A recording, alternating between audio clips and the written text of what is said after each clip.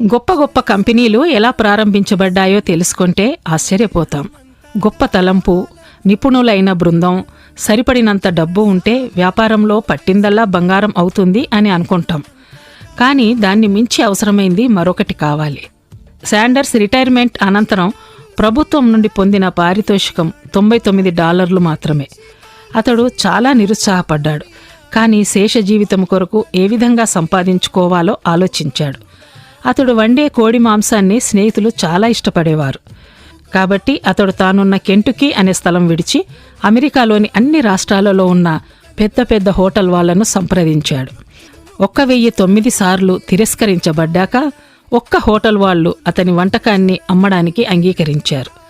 అదే ఈనాడు ప్రపంచవ్యాప్తంగా Kentucky fried చికెన్గా, అంటే KFCగా పేరు పొందింది. నిరుత్సాహం మనిషిని కృంగదీస్తుంది. శ్రమదినాన